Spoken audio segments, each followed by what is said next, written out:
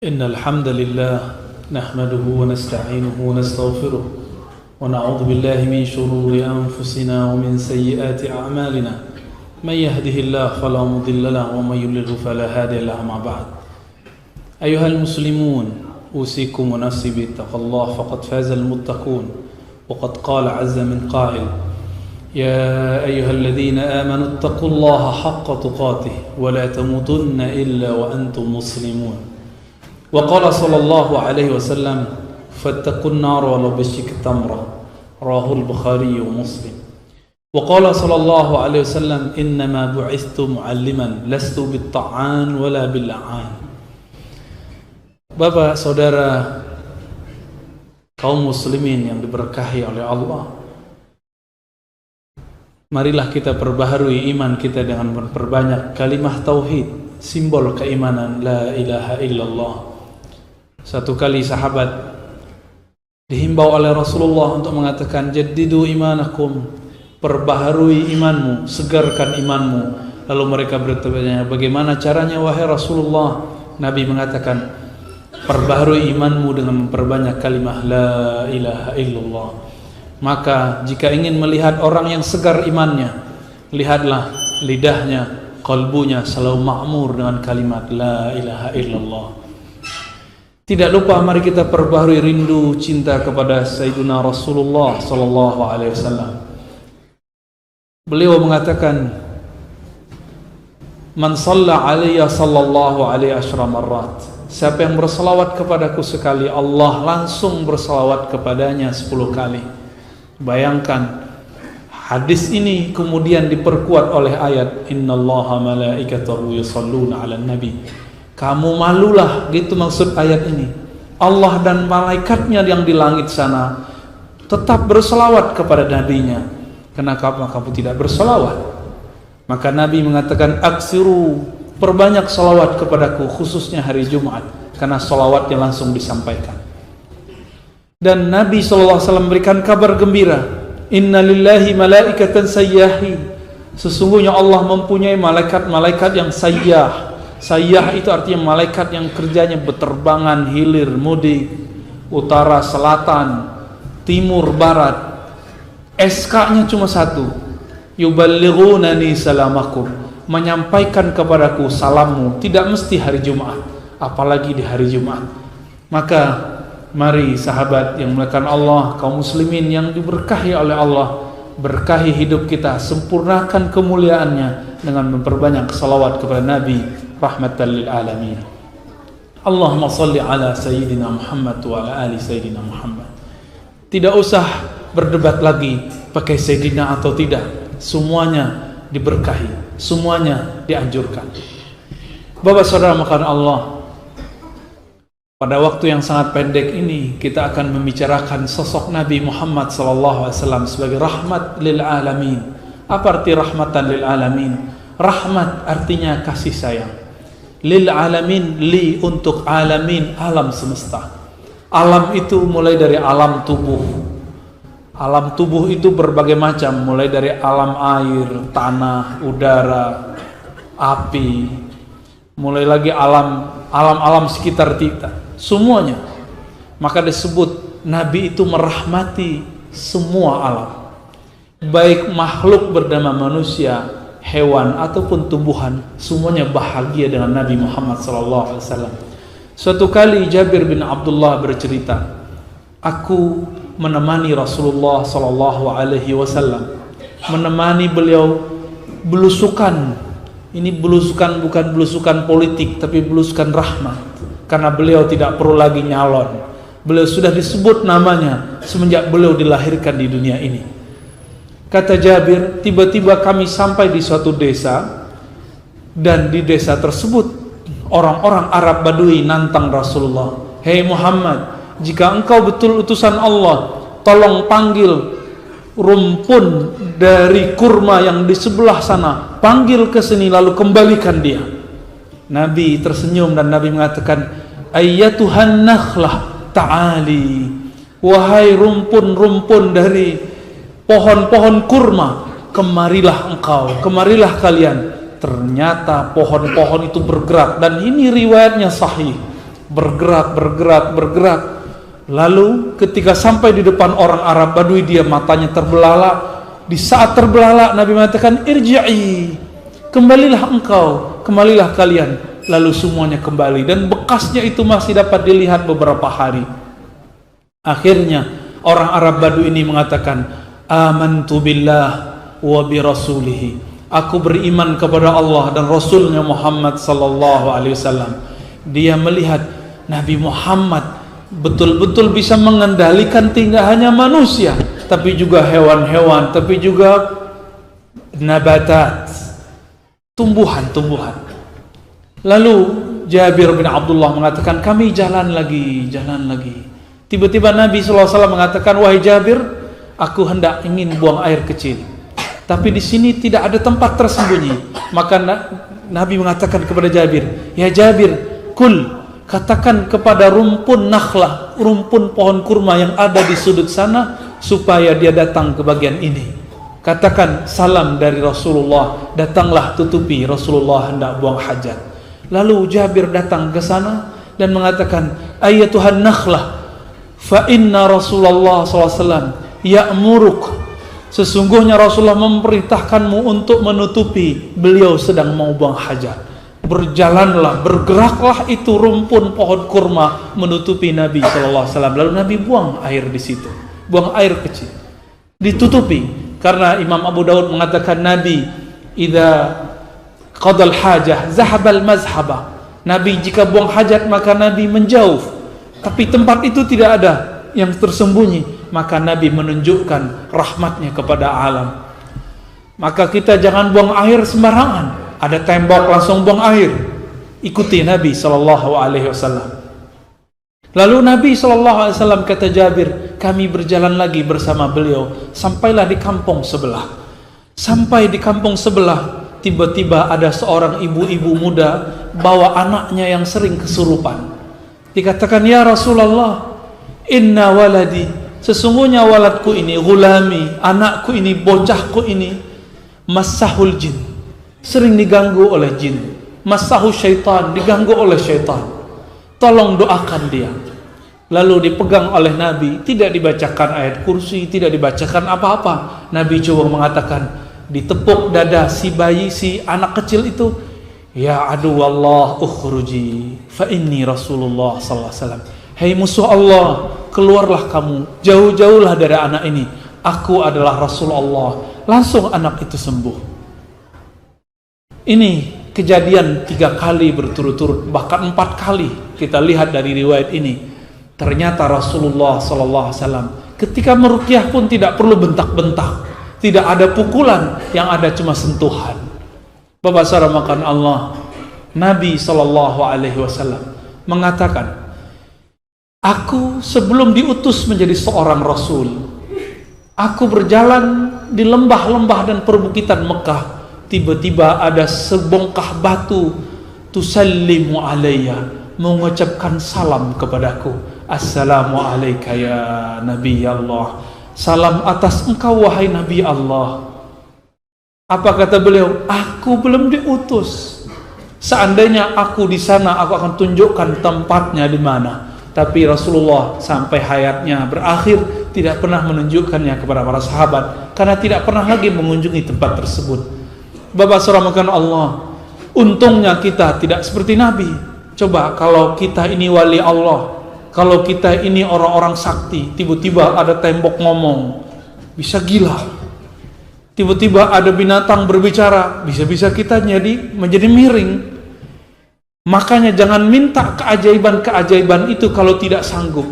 Rasulullah itu orangnya sangat kuat, pribadinya sangat hebat, sehingga ketika terjadi yang begitu, beliau tidak terjadi goncangan.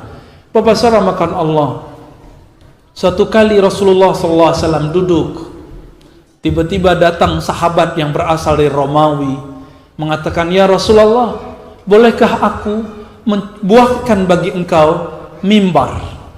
Tidak seperti mimbar ini, tapi mimbarnya ada tempat duduk yang sedikit lebih tinggi. Lalu Nabi mengatakan, silakan. Begitu Nabi terbukanya dalam beragama.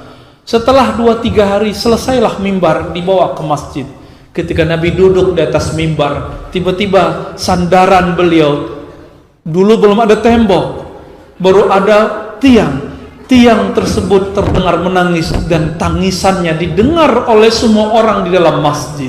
Inilah karamah para sahabat, bisa mendengar suara tembok, suara tiang. Apa kata Nabi? Ini tembok sedang menangisi, kenapa aku meninggalkan? Kenapa Rasulullah tidak bersandar kepadanya kembali? Akhirnya Nabi turun dari mimbar dan mengusap 3 kali dan mengatakan dengan bahasa majazi, bahasa simbolis, wahai tiang, wahai kayu, engkau pilih tetap menjadi tiang sandaranku di surga, atau engkau jadi sandaranku di sini sampai engkau lapuk dan tidak masuk surga. Dan si tiang mengatakan, aku ingin bersamamu sampai di surga. Maka Nabi mengatakan, ya sudah kalau gitu kamu diam, biarkan aku duduk di atas mimbar. Hadis ini sahih, bukan khurafat. Berarti alam semesta ini mengenal kita. Alam semesta ini tahu ini orang soleh atau orang munafik. Bapak saudara makan Allah, Imam Ibnu Mubarak meriwayatkan bahwa setiap kali seorang mukmin yang soleh berjalan menuju masjid atau ke tempat yang baik, tanah-tanah yang dia injak bersaksi dan mengatakan, ya Rabb, aku saksi bahwa orang ini berjalan di atasku menuju masjidmu. Sebaliknya, jika ada tembok-tembok, pohon-pohon, bukit-bukit, tanah-tanah kita jadikan tempat mojok maksiat, semuanya akan mengatakan, ya Rabb, aku saksinya orang ini munafik, orang ini pemaksiat. Meskipun ditutupi oleh pintu berlapis-lapis, pintu itu bisa bicara. Bapak saudarakan Allah, Nabi SAW mengabarkan kepada kita bahwa semua di alam semesta ini bertasbih menyebut nama Allah, dan mereka mengenal siapa bersama mereka. Semoga yang di sekitar kita menyaksikan dan bersaksi di hadapan Allah nanti bahwa kita orang-orang yang soleh. Itulah makanya disebutkan dalam surat Dukhan bahwa orang-orang kafir jika mati fama bakat alaih, maka tidaklah menangis kepadanya langit dan bumi. Namun jika orang mukmin wafat, menangis bumi, karena bumi mengatakan, aku tidak diinjak lagi oleh orang soleh pagi ini, siang ini, sore nanti, malam nanti. Itu yang ditangisi. Makanya tidak jarang jika orang soleh wafat terjadi mendung, terjadi hujan. Itu sangat mungkin, dan kami menyaksikan itu sudah puluhan ulama yang kita lihat. Mungkin kalau dikumpulkan dari zaman Rasulullah sudah jutaan bahkan miliaran ulama. Bapak saudara makan Allah, Nabi membawa rahmat. Kenapa Nabi menjadi saksi semua benda-benda tersebut, dan benda-benda itu menyaksikan Nabi dan bersaksi atas nama Nabi sallallahu alaihi wasallam? Ternyata beliau mengatakan, innama bu'istu mu'alliman, aku diutus sebagai guru. Lalu beliau mengatakan, lastu bita'an wala bila'an, aku diutus bukan untuk menghujat, bukan untuk melaknat. Maka hati-hati, ciri-ciri musuh-musuh Rasulullah di akhirat kelak adalah suka mencaci maki, suka melaknat sesama muslim, melaknat makhluk-makhluk Allah. Bayangkan, suatu kali Nabi SAW berkunut. Kunutnya bernama kunut nazilah. Kunut nazilah adalah kunut di saat terjadi bencana, baik bencana militer, bencana ekonomi, ataupun bencana wabah. Nabi SAW berdoa, Allahumma al'an Zakwan wa Ra'i, ya Allah, binasakan, laknatlah, hancurkan si Zakwan dan Ra'i. Kenapa? Karena mereka ini telah membunuh para hufaz, para penghafal Quran. Turun perintah dari Allah, hei Muhammad, engkau tidak layak untuk melaknat mereka, siapa tahu mereka nanti masuk Islam. Maka semenjak saat itu dihapuslah kunut nazilah dengan menyebut nama orang, nama kelompok. Maka Bapak saudara makan Allah, kita masih boleh berkunut dengan melaknat, tapi khusus melaknat itu dengan kalimat umum, Allahumma la'anil kuffar, ya Allah laknatlah orang-orang kafir, itu boleh. Tapi tidak boleh menyebut Allahumma la'an Donald Trump, tidak boleh. Allahumma la'an Jokowi, itu tidak boleh. Tidak boleh, haram hukumnya.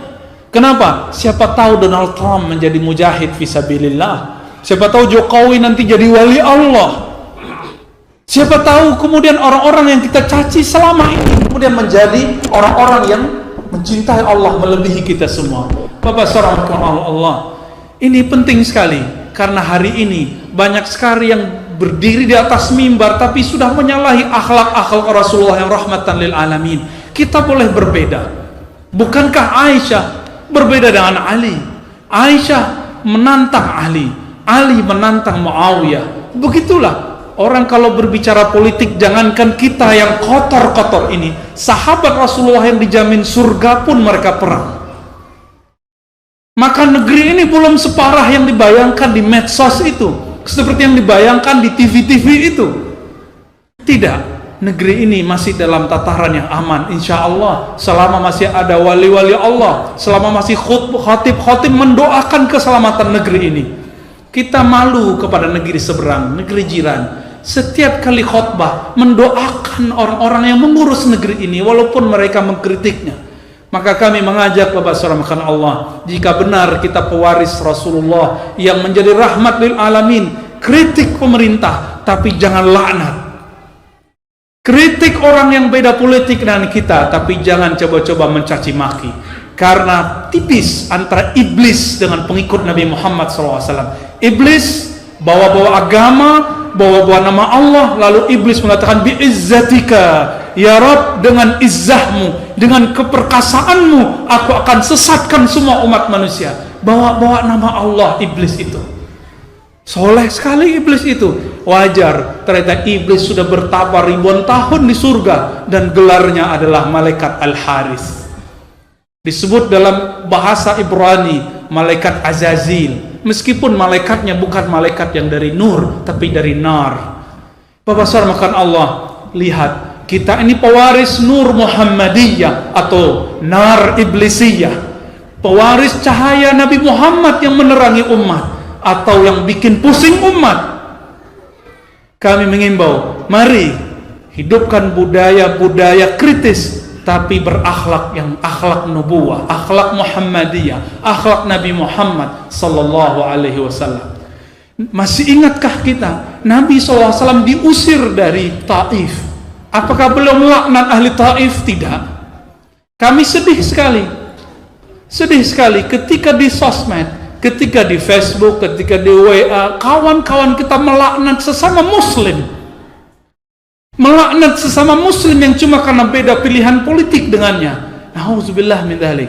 Dalam konteks kesenian, Bapak saudara Allah, maukah negeri ini dijadikan seperti Suriah? Ini sudah masuk tahun keberapa ini? Tahun ke-9 atau ke-10? Belum selesai. Kenapa? Karena umat Islamnya menjadikan mimbar-mimbar tempat simbol-simbol perperangan sesama muslim.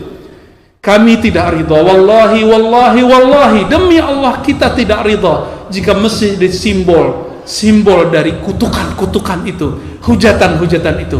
Maka kami mengajak kembali ke hadis yang tadi. Beliau mengatakan innama bu'istu mu'alliman. Aku diutus hanya sebagai muallim, pembimbing, pengajar, walid, orang tua. Lastu bitta'an wala bil'an. Aku bukan pencaci, bukan pemaki, bukan pelaknat. Inilah, maka ambillah ilmu dari mereka, ambillah keberkahan amal dari mereka. Semoga umat ini tambah diberkahi. Amin ya rabbal alamin. Ayuha ibadallah, inni usikum bitaqallah wa arjullaha yaghfir lana wa lakum wa yasturana wa iyyakum wa yub'idana wa ankum al-bala' wal waba' wal fahsya'i wal munkar wa yataqabbal minna qira'atana wa tilawatana. Allahumma ighfir lil mu'minina wal mu'minat wal muslimin muslimatil ahya'i minhum al amwat fa'tabiru ya ulil absar la'allakum turhamun. Allahumma shalli ala sayyidina wa maulana Muhammad wa ala alihi wa sahbihi ajma'in. الحمد لله الذي هدانا لهذا وما كنا لنهتدي لولا أن هدانا الله. أشهد أن لا إله إلا الله وأشهد أن محمدا عبده ورسوله. اللهم صل على سيدنا محمد وعلى آله وأصحابه أجمعين. أما بعد، أيها عباد الله، أكرركم في وصيتنا بأن تجددوا إيمانكم وأن تكثروا من قول لا إله إلا الله وأن تلازموا صلوات على رسول الله صلى الله عليه وسلم. وأقول كما قال تبارك وتعالى فاتقوا الله ما استطعتم. أيها المسلمون، فإن الله يأمركم ثانيا بأن تصلوا وتسلموا على حبيب الكريم، فقال إن الله وملائكته يصلون على النبي يا أيها الذين آمنوا صلوا عليه وسلموا تسليما. اللهم صل على سيدنا محمد وعلى آل سيدنا محمد كما صليت على سيدنا إبراهيم وعلى آل سيدنا إبراهيم، وبارك على سيدنا محمد وعلى آل سيدنا محمد كما باركت على سيدنا إبراهيم وعلى سيدنا إبراهيم في العالمين إنك حميد مجيد. الدعاء اللهم اغفر للمؤمنين والمؤمنات والمسلمين والمسلمات الأحياء منهم والأموات، وتابع بيننا وبينهم بالخيرات. ربي اغفر وارحم وأنت خير الراحمين.